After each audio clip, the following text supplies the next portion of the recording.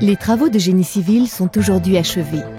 La ligne LGV Est européenne aborde donc la seconde phase de sa construction, les travaux d'équipement ferroviaire.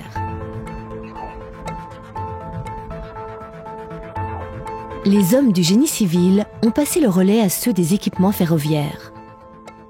Poseurs, monteurs, soudeurs et autres spécialistes conjuguent leur expérience et compétences pour habiller la deuxième phase de la ligne à grande vitesse est-européenne construite par Réseau Ferré de France qui en est le maître d'ouvrage.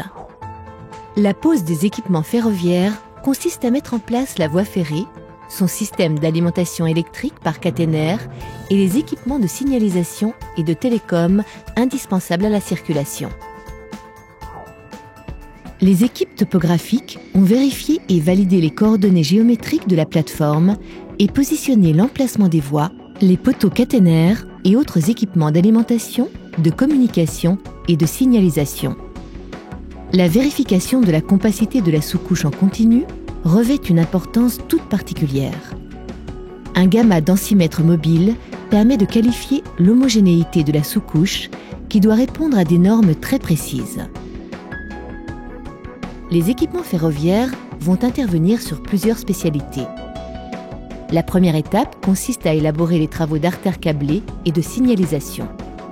Parallèlement aux futures voies, les machines creusent les tranchées des caniveaux dans lesquels seront déroulés les nombreux câbles de communication et de signalisation.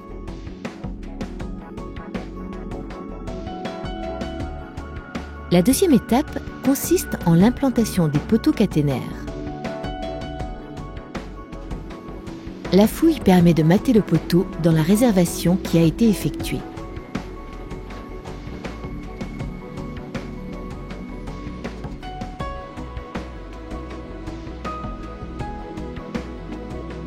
Suivront ensuite l'étayage et le bétonnage. Dressés, les poteaux caténaires seront ensuite équipés de leurs câbles.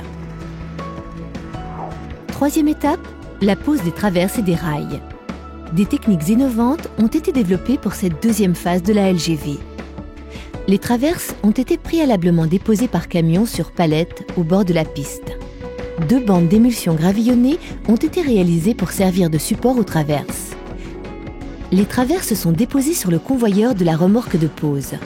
Cette machine pose les traverses en respectant le cadencement et la géométrie pour minimiser le réglage final.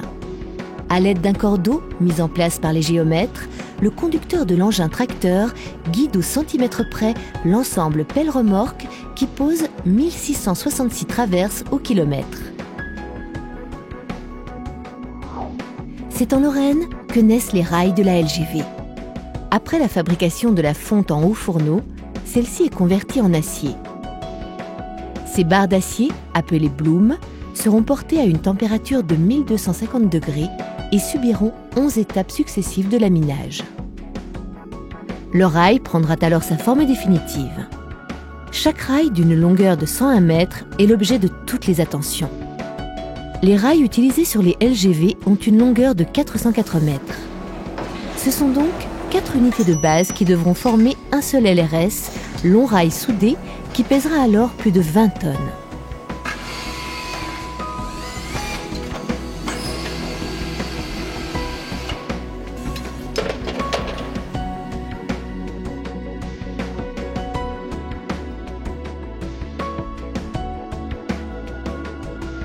Les rails livrés par les aciéries vont donc être assemblés, soudés, puis acheminés par train sur le chantier. Leur grande longueur leur donne une étonnante élasticité.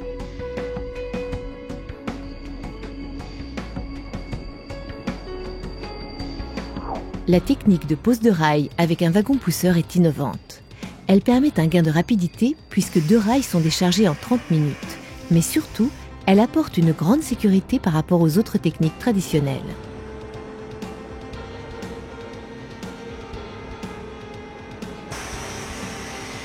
Dans un premier temps, les 404 mètres de LRS, ou long rail soudé, sont entraînés par le wagon pousseur et maintenus par une pelle araignée.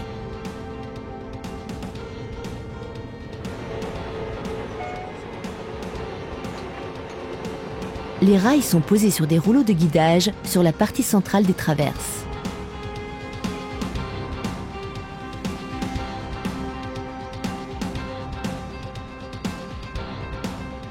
Au retour de la pelle araignée, l'opérateur place très précisément les 2 rails sur les attaches définitives des traverses. La grande flexibilité du rail rend ce travail très délicat.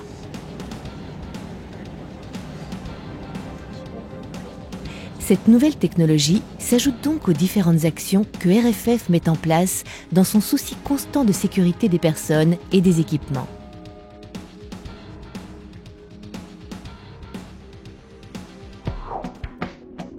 Après un alignement parfait, les 2 parties sont soudées par un procédé d'aluminothermie.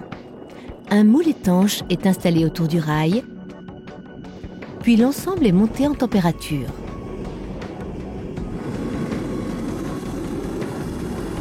Un creuset réfractaire contenant la soudure est placé au-dessus du moule. On allume et la réaction s'amorce. L'acier en fusion coule dans le moule en faisant fondre les abouts des rails.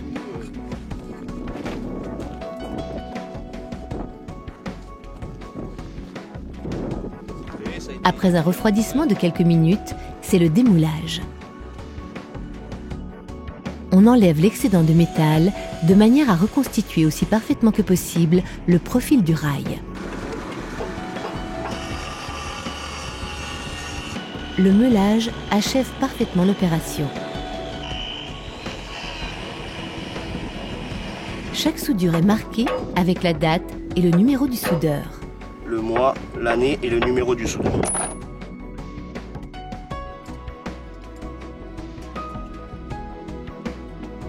Un stockage tampon de 600 000 tonnes permet d'alimenter le chantier. 4 tonnes de ballast sont nécessaires pour emprisonner 1 mètre de voie LGV. 5 000 tonnes de ballast sont donc ainsi transportées chaque jour sur le chantier à bord de wagons spéciaux nommés ballastières.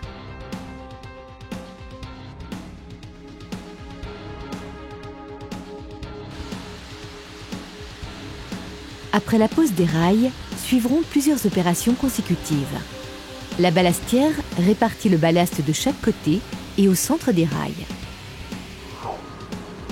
La boureuse relève les rails et met en place le ballast sous les traverses. Pour obtenir la meilleure qualité, la mise à niveau se fait par passes successives jusqu'au nivellement final prévu.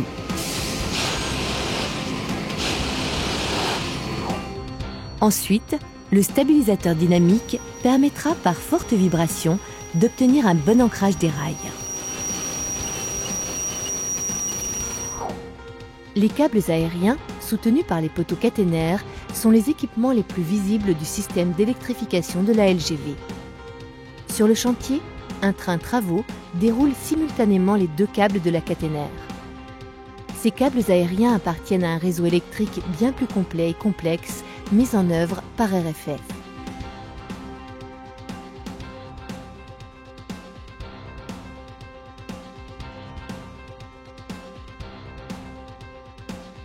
La mise sur pince et le pendulage, qui consiste à relier fil de contact et câbles porteurs par de courts éléments verticaux, parachèvent l'installation et assure la parfaite horizontalité de la caténaire.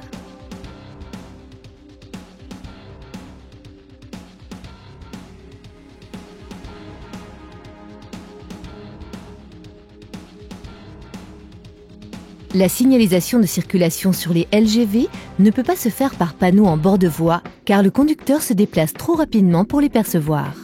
Par conséquent, RFF met en place 2 systèmes de communication à distance permettant d'afficher la signalisation à l'intérieur de la cabine du conducteur. Le système historique TVM et le standard européen à venir ERTMS2 garantiront une parfaite compatibilité au franchissement des frontières.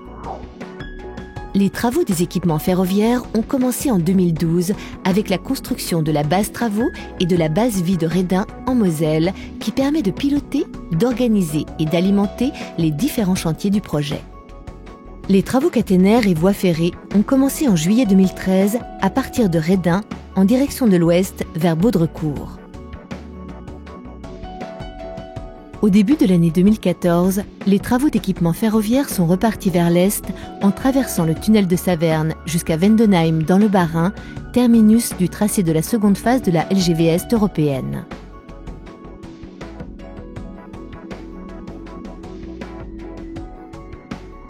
Une sous-station électrique, implantée à Saraltroff, permet l'alimentation de la phase 2 de la LGV.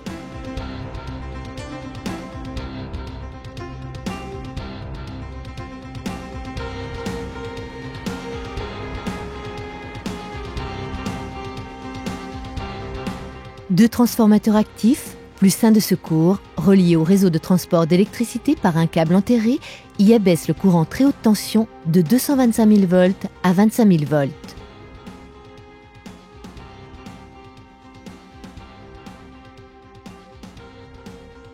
Le transport de cette énergie est assuré par des câbles dits caténaires portés par des poteaux du même nom installés régulièrement le long de la voie.